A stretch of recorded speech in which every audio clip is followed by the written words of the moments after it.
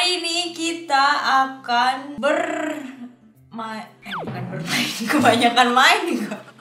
Hari ini kita akan belajar bahasa Korea Selatan versus bahasa Korea Utara. Jadi ternyata walaupun sama-sama Korea, ada kosakata yang beda dan bahkan membagongkan. Wow. Sebenarnya apa sih yang membedakan bahasa Korea Utara sama bahasa Korea Selatan itu? Kalau Korea Selatan lebih terbuka sama budaya-budaya dari luar negeri. Jadi bahasa mereka itu kadang juga dipengaruhi sama bahasa Inggris dan lain-lain. Sedangkan kalau si Korea Utara ini lebih kaku, ya bisa dibilang seperti itu. Jadi langsung aja kita mulai dari sekarang. Kaza!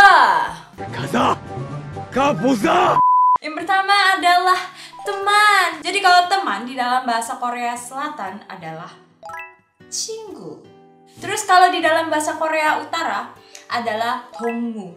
동무 ini bisa dipakai di bahasa politik juga di Korea Selatan. Tapi kalau Korea Utara ini lebih ya kayak as a friend yang formal bisa, informal juga bisa. Kalau misalkan ada yang nonton 사랑의 불시착 atau Crash Landing on You, pasti kalian sering mendengar si Lee Jong Hyuk sih gitu. Dia sering menggunakan kata 동무. Jadi di Korut panggilnya 동무 bukan 친구. Selanjutnya adalah keren. Keren kan kalau bahasa Korselnya 멋있다. Tapi kalau bahasa Korutnya adalah 맵신한다. Selanjutnya yang ketiga adalah tidak apa-apa. Ini kayak udah sering banget, kayaknya setiap orang yang mencintai drakor atau yang suka menonton drakor pasti tahu. 괜찮아요. 괜찮아.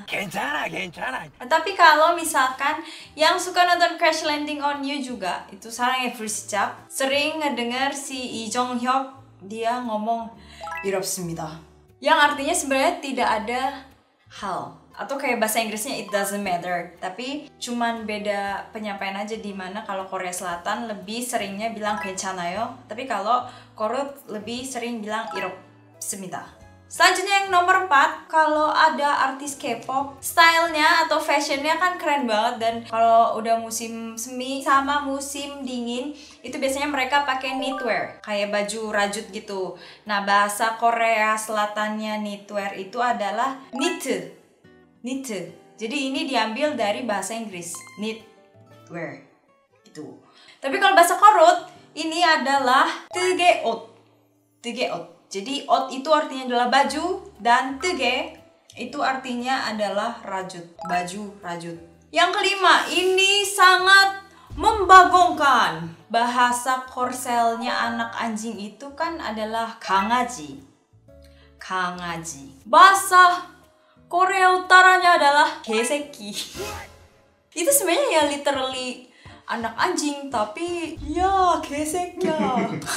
Itu sebenarnya kalau bahasa Korutnya, woi anak anjing. Kok kayak nggak sopan sih?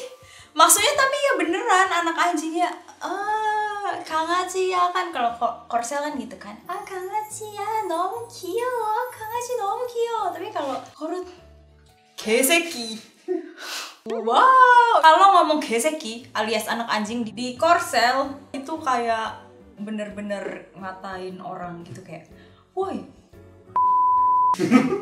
Jadi hati-hati, jangan ngomong 개새끼 di Korea Selatan. Ngomongnya di Korea Utara aja. Tapi emang kita bisa ke Korea Utara. 구독, 좋아요, 댓글, 알림 설정까지 부탁드립니다. 빨리! Ya, selanjutnya adalah celana jeans. Di dalam bahasa Korsel, 청바지. Kan 청 itu jeans, 바지 itu celana. Tapi kalau bahasa Korut itu adalah 진바지. lebih gampang gak sih Korut kayak jeans jadi 진바지. Terus aku bingung, terus kayak 청 itu dari mana? Ini orang Korea yang menonton video ini tolong di komen ya, saya bingung 청 itu asalnya dari mana. Fun fact, kalian tidak boleh memakai celana jeans di Korea Utara karena celana jeans dianggap sebagai simbol gaya hidup kapitalis. Kalau korut itu benar-benar komunis yang pokoknya harus mendengarkan semua. Gak boleh nih, semuanya diatur sama pemerintah. Terus selanjutnya adalah salon. Siapa yang sudah lama tidak ke salon? Saya juga sudah lama tidak ke salon. Saya mau potong rambut, tapi masih PPKM. Salon di dalam bahasa Korsel itu adalah 미용실. Terus kalau di bahasa korutnya itu adalah 리발관 atau 리발소. Jadi kalau di Korea Utara itu, by the way, i itu diganti menjadi li. Jadi di depannya ada liel. Jadi di bahasa Korsel itu juga ada 이발관 dan 이발소, tapi diganti menjadi 리발관 dan 리발소 di dalam bahasa korut gitu. Fun fact lagi guys. Teman-teman, tahukah kalian itu tidak boleh rambutnya seperti ini. Diwarnai tidak boleh. Memiliki poni tidak boleh. Di Korea itu dilarang, nanti kamu akan ditangkap. Karena, aku baca ya, tahukah kamu bahwa di Korea Utara, pemerintah hanya memperbolehkan 30 gaya rambut resmi. Semua pria dan wanita di sana harus mengikuti ini karena gaya rambut lainnya dilarang. Sekarang kita akan mencari North Korea haircuts female. Ini cuma ada 18. Wow, pendek semua, nggak ada yang sepanjang ini. Dan ya benar nggak ada yang pakai poni dan nggak boleh dicat. Terus kalau cowok ini gaya rambutnya yang diperbolehkan cuma segini. Apa bedanya?